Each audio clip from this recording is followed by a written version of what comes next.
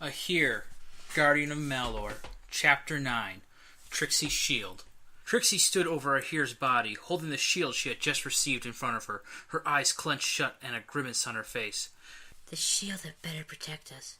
What am I doing? Ahir would have gone out of the way. He's Ahir! No, I wanted to help Ahir, and this is my chance to really help him. Lane Khan threw the fiery lance down at Ahir, and the air surrounding it began to warp from the heat of the lance. The lance struck Trixie's shield, and the shield glowed a brilliant golden color, and the lance collapsed down into a white ball of fire before forming back into a lance and flying back at Lane Khan. Lane Khan's eyes went wide in shock, and he put his hands up in front of him to meet the attack. The blast met his hands and exploded, a smile crossing his face, until some of the flames rolled around the barrier he had created and enveloped his body. Lane Khan cried out in pain and waved his arms, drawing the heat away from the fire until it went out. Lane Khan glared at Trixie, burns covering his face and hands. The fire that burned on top of his head grew until it enveloped his body, and then retreated back to its normal size, leaving his body healed. "You were going to wish you hadn't done that, little girl." Ahir jumped back up to his feet and grabbed his sword and stood in front of Trixie. "Thanks for the save, Trixie, but I've got this from here. Go and see if Milton needs any help." Trixie looked at Milton laying on the ground 20 feet away, and then at Ahir. She bit her lip in concentration as she thought it over. Okay, just don't get yourself killed. I'll bring Milton back and we'll take this monster together. Trixie turned and ran over to Milton. People were screaming and running out of the burning apartment complex. Lane Khan formed a fireball in either hand and threw them at Ahir. Ahir dove to his left and rolled, came out of the roll, back at the place where he had been standing, and saw the tree he had just rolled into before catch fire, sending more black smoke upward to join the smoke from the apartment fire. If he wasn't careful, that could be him. He needed to try and lure Lane Khan into getting closer. He would never be able to get a hit off if he kept attacking from up in his apartment. He also knew that he couldn't let this fight drag on too long. Otherwise, the authorities would show up and deal with the fire and get themselves killed. A thought crossed Ahir's mind, causing him to smile. Avis Severum may be immune to all damage except from the Gladio Prodigat, but this wasn't an Avis Severum. This was a human that could use magic. He glanced over at Trixie and Milton and saw Milton back up on his hands and knees, shaking his head. He looked back at Lane Khan, who was lifting his hands above his head. Ahir's eyes followed Lane Khan's hands and noticed a black cloud forming over his head and electricity crackling in it and thunder rumbling. Ahir dove to the side and lightning crashed down into the spot that he had been standing moments before. The dog that had come through the portal and given Trixie her shield ran over, with Barbo riding on his back, and shouted, "Ahir, you must work together with Trixie to defeat Lane Khan. The Escudo Spiegel can reflect Lane Khan's attacks back at him, quickly, before he attracts too much attention." Ahir ran over to Trixie and Milton, mumbling under his breath, lightning crashing down behind him. "You think I'm taking my time with this? Why couldn't I attract crowds this big when I was doing my performances?" Ahir reached Trixie and Milton. "Milton, are you okay?" Milton rose quickly to his feet and then staggered. He winced and grabbed his head in his hands. He shook his head and then glared at Ahir. "I don't need the likes of you worrying over me. This is all your fault, you know. If you had just warned Captain Ember like I told you to, this wouldn't be happening." Trixie put her hands on her hips and glared at Milton. Ahir tried, but Captain Ember wouldn't listen. Ahir looked up and saw the dark clouds spark again. "Trixie, quick, raise your shield over your head." Trixie raised her shield up and lightning struck down, and then bounced off of her shield and back up into the sky. "That dog thing that came through the portal said that we need to work together to stop Lane Khan." Milton snorted and smiled at Ahir. "What's the matter, Ahir? Finally figure out that you aren't sufficient to deal with Lane Khan on your own?" Ahir sighed. "What is your problem? We're both trying to save people's lives. What do you have against me?" Milton glared at Ahir. "The fact that you don't know is part of the reason. Now, why don't you go save the day? My bow doesn't seem to have any effect on him." Another lightning bolt rained down from the sky toward Ahir, but Trixie moved over to send the lightning bolt back up in the sky. Ahir grabbed Milton by his collar. "Listen, I can't get close enough to hit him with my sword, but that's not the problem. He's human, not an Avis Severum. That means we can hurt him with things other than the sword." Milton pushed Ahir away from him and limped away. "Perfect. This fight is mine. Don't get yourself involved. I'll clean up your mess." Lane Khan yawned and then shouted, "If you aren't going to fight back, maybe I should start attacking these people." Lane Khan formed a fireball in his hand and pulled his arm back to throw it, but a light arrow flew past his head and embedded itself into the ceiling above him. Lane Khan looked up at the ceiling and then back down at Ahir and Trixie. A tire flew through the air and nailed Lane Khan in the face, knocking him back into the burning room. Ahir turned and looked at Trixie. Trixie, Milton just turned himself into a target, and he's the best chance we have for beating Lane Khan. I need you to go and protect him with your shield. With his leg hurt, he's not going to be able to dodge as well as he could before. Trixie looked at Milton and then back at Ahir, a confused look on her face. What about you, Ahir? I should protect you too. Listen, Trixie, I appreciate all the help you have given me, but at the moment, I can't even get to Lane Khan to do anything. I'm going to do what I can to try and get those people out of here before Lane Khan follows through on his threat and attacks them. I'll be looking for an opening to attack, but for now, Milton is our best hope. Now go! Ahir turned and ran away from Trixie towards the group of people watching the fight. Trixie turned and ran to Milton. Lane Khan stood up, flames blazing on all sides of him, and walked back to the edge of Ahir's apartment, and stepped out onto the air. He moved his jaw around, turned his head to the side, and spit out a tooth. You are going to regret that. I'm going to rip that bow from your hands and use it to send you into that inferno behind me. I'm going to enjoy listening to the flames ripping screams from your throat. Lane Khan raised his hand up. Fireball formed over the tip of each of his fingers. He flung his hand forward, and the fireball sped over the distance separating Lane Khan from Milton, the fireballs growing as they drew nearer and nearer. Milton's eyes darted back and forth, looking for someplace safe, something to use to protect himself, but he found nothing. A look of resignation crossed his face, ready to accept his fate, until Trixie stepped in front of him and held her shield out. The fireballs crashed into Trixie's shield, each of them glowing golden, and then flying back at Lane Khan. Lane Khan stepped to the side and snarled at Trixie. You won't take me by surprise anymore, human. You can join your friend in this fire once I'm done with you. I'll burn your whole world! The fireballs crashed into the apartment complex, causing it to shake and begin to collapse as the flames rose even higher. The trunk of the tree that had caught fire snapped with a loud crack and fell over onto the ground. Milton turned, looked at the tree, and then fired a beam of light into the smoldering wood of the tree, and then fired another into Lane Khan. The tree lifted off of the ground and flew at Lane Khan, who made several chopping motions with his hand, sending tiny blades of air flying at the tree and chopping it into splinters. The splinters continued to fly at Lane Khan and pelted him, sticking to his body. Lane Khan let out a bellow and thrust his arms wide, sending the splinters flying away from his body. The splinters rained down onto the ground, some hitting the sidewalk, the road, and some landing on the grass, which started smoldering. Lane Khan formed a ball of energy in his hand and threw it at the ground. The ground absorbed the attack, and little furrows appeared in the ground, traveling toward Trixie and Milton. Milton looked at the furrows and started limping away. Move! Trixie looked down on the ground and then ran after Milton. Vines exploded out of the ground behind her, writhing and twisting as if they had some life of their own. The vines reached out and grabbed onto Trixie. Trixie screamed as the vines wrapped around her legs, her arms, and her torso and dragged her back into the massive vines. The shield dropped from her hand. Tears filled her eyes, and she reached out to Milton. Milton, help me! Milton looked back at Trixie, and he pulled back the string on his bow, and he released, the beam of light flying into Trixie's body. Before Milton could pull the string back again, one of the vines reached out and wrapped around his arm holding the bow. Milton spared the vine a glance, and quickly tried to grab onto the string, but another vine wrapped around his arm and pulled it away.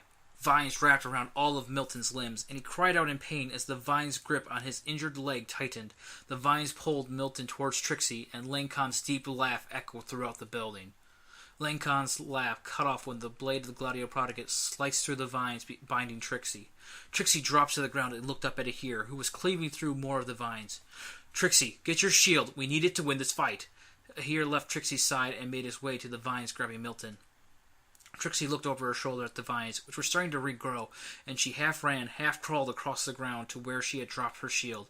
She grabbed it, stood up, turned around, and saw the vines darting after her once more. She held the shield to her chest, took a few steps backward, tripped, and fell onto her rear, the vines crashing into her shield and broke apart. Trixie stared in amazement at her shield. She was beginning to really like this shield. Ahir cut Milton free, and Milton fell to the ground. He groaned, stood up, and glared at Ahir before limping away. "You're welcome!" Ahir shouted after him. Trixie ran up to Ahir. Were you able to get the people to leave? Ahir grimaced. I did, but it wasn't easy. Too many of them know who I am. I get the feeling it has just become more difficult for me to move around freely and make rent. I can worry about that later, though. For now, we need to figure out a way to beat Lane Khan quickly. I think if we time it right, Milton can pull Lane Khan close enough for me to attack. But Milton hates you and does the opposite of whatever you suggest. Ahir sighed. That's true, but I don't believe that Milton is a fool. He knows this fight needs to end soon, too. It's the only chance we have, so we need to try. Ahir started running over to Milton, but before he could reach him, the ground under his feet exploded upward, sending Ahir flying. He landed on his back with a loud gasp. Trixie ran to Ahir's side. Ahir, are you okay? Ahir winced. I'll be fine, but you need to go and tell Milton our plan. Trixie looked hesitantly at Ahir, but then turned and ran to Milton's side. Milton launched a beam of light into a car parked nearby, and then into the burning building. The car launched into the air towards Lane Khan, but Lane Khan brought his hand down in a choppy motion, clasped his hands together, and then moved them apart, sending a slice of fire through the car in a gust of wind, slicing the car in half and pushing it around him. Lane Khan glanced at Milton. I already know your tricks, boy. You may as well give up. Lane Khan snapped his fingers, and the two halves of the car that were stuck against the ceiling and the smoking remains of Ahir's apartment flew back at Milton. Milton started to move to dodge, but he couldn't move fast enough with his injured leg. He fired one arrow into his leg and turned his bow to fire another, but Trixie ran in front of him, holding her shield in front of her, cringing at the impact that she knew was coming. The car half slammed into her shield and changed direction once again, flying towards Lane Khan. The smile disappeared from Lane Khan's face, and he dropped down to the ground, the car flying through where he had been, hovering. He glared at Trixie and spat out, I'm really starting to hate that shield of yours, little girl. Ahir ran up to Lane Khan, his sword held high. Really? I'm really starting to enjoy her having it. Lane Khan turned and looked at Ahir, a look of horror crossing his face. Lane Khan brought his hands up, a fireball forming on it, but before he could launch it, Ahir brought his sword blade through his neck. The fireball that Lane Khan was holding exploded, sending Lane Khan's body flying through a window on a lower apartment and his head through a different one. Ahir dropped down to his knees. We did it. We beat Lane Khan. He turned and looked at his apartment building aside. I just paid next month's rent, and I'm probably not going to get my security deposit back either. Trixie ran up to Ahir at the same time that Barbo rode up on the dog that had come through the portal. Barbo leapt from the dog to Ahir's shoulder. Exemplary job, Ahir, even if an encounter here was less than desirable. Syllabo sat down and held his paw out to Ahir. It's a pleasure to meet you, young hero. I'm glad I was able to aid you in keeping the Gladio Prodigy from Lane Khan. Syllabo held his hand out to Trixie. Excellent work to you as well, miss. You were thrown into the middle of a fight with a weapon you have no experience with, and were a major help. Torjad landed on the ground next to Syllabo, and Milton limped up. Torjad cleared his throat. Who are you exactly? Did the king send you as well? Indeed he did. It is I, Syllabo, scribe to King Darduo.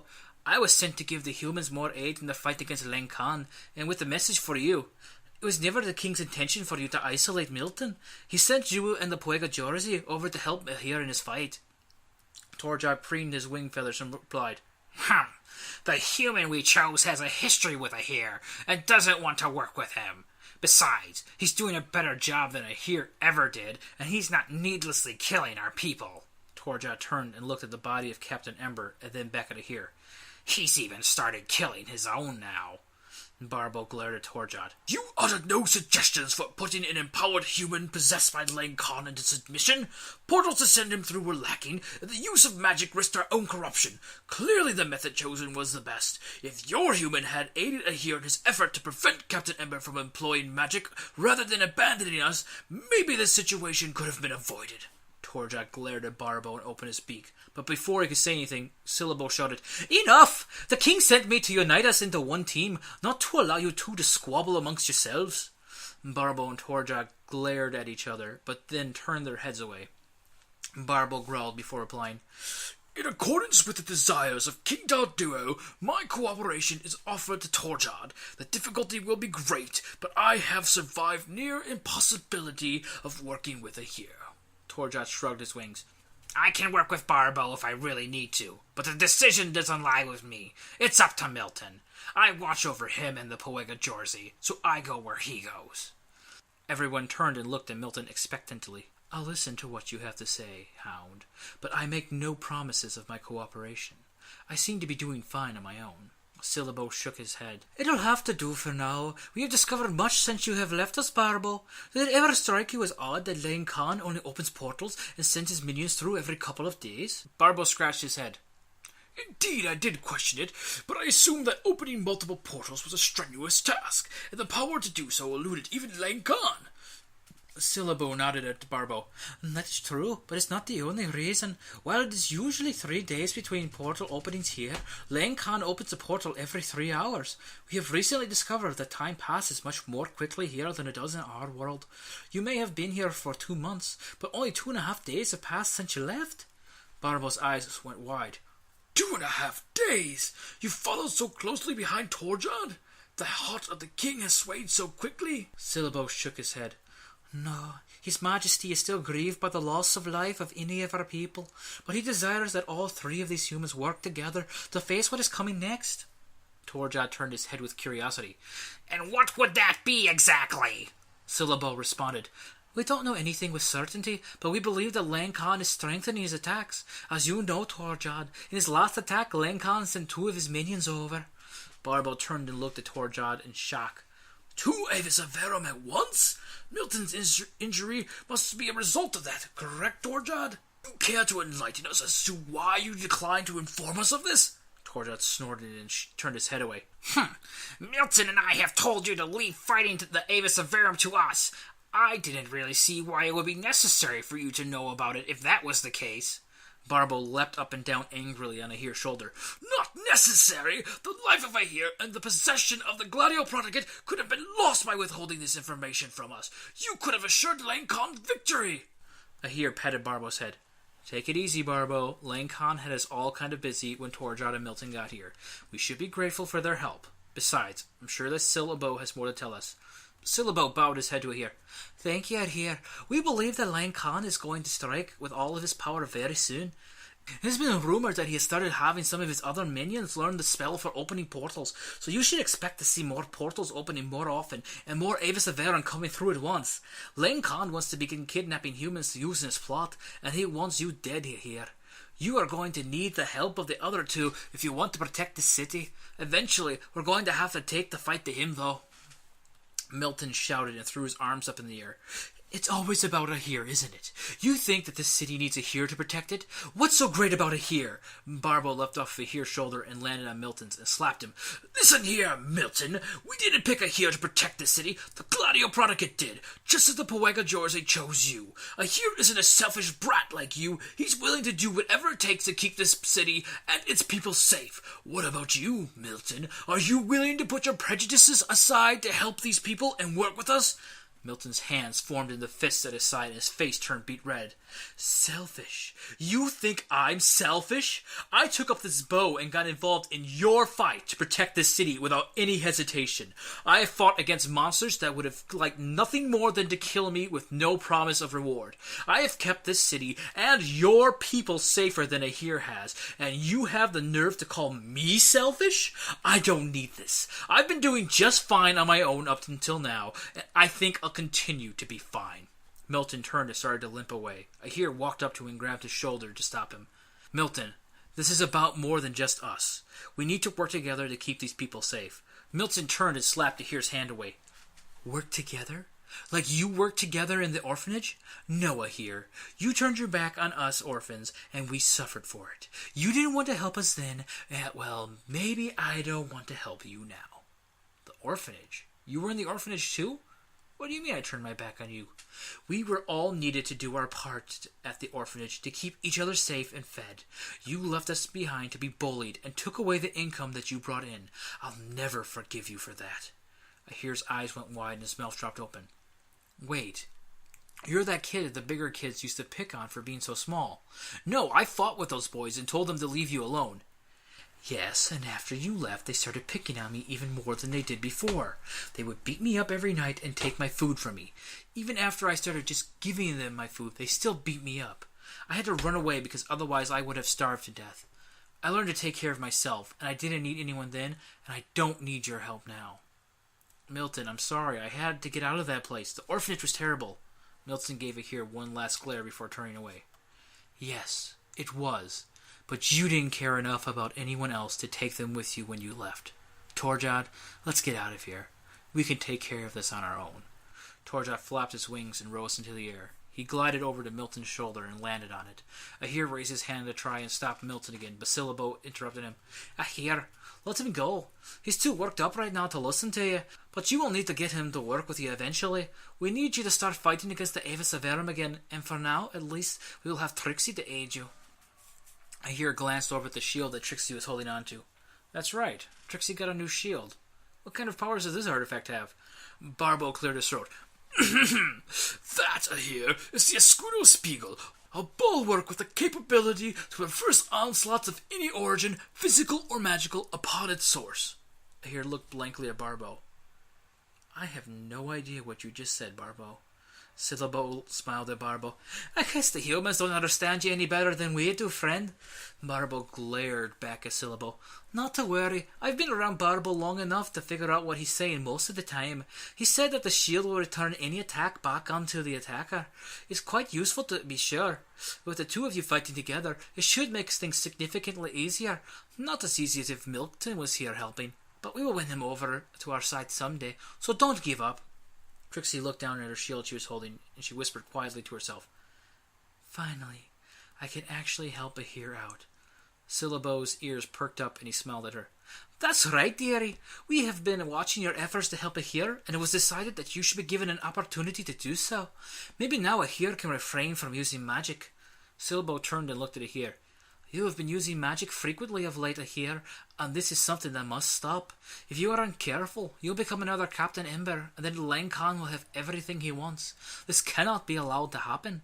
Ahir held up his hands. "I know I've been using magic often lately, but in my defense, I only use it when I don't have any other options." He turned and looked at Trixie. "Trixie and that shield should help to keep me out of those situations." Syllabo's ears perked up, and he turned his head toward the road and stared at it, confused.